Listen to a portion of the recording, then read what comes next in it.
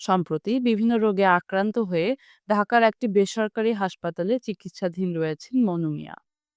এরই মধ্যে ঘটে এক হৃদয় বিদারক ঘটনা।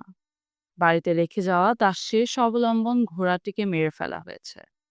খোঁজ নিয়ে জানা যায় কয়েকদিন আগে বাড়ির পাশে ঘাস খাওয়ার সময় দুর্বৃত্তরা বল্লমের আঘাতে ঘোড়াটিকে হত্যা করে।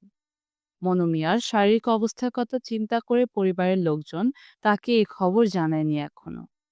স্বজনরা জানান, ১০ বছর আগে জমি বিক্রি করে একটি ঘোড়া কেনেন মনু মিয়া, যার পিঠে চড়ে ছুটে যেতেন কবর খুঁড়তে।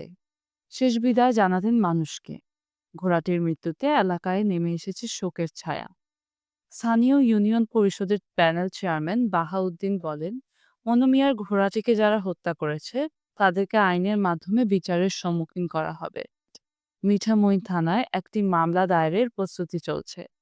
যারা এই হত্যাকাণ্ডের সঙ্গে জড়িত আমরা তাদের বিচার চাই ও ঘোড়ার ক্ষতিপূরণ চাই। মিঠামইন থানার ভারপ্রাপ্ত কর্মকর্তা ওসি আলমগীর কবির জানান, তদন্ত চলছে এবং দোষীদের বিরুদ্ধে কঠোর ব্যবস্থা নেওয়া হবে।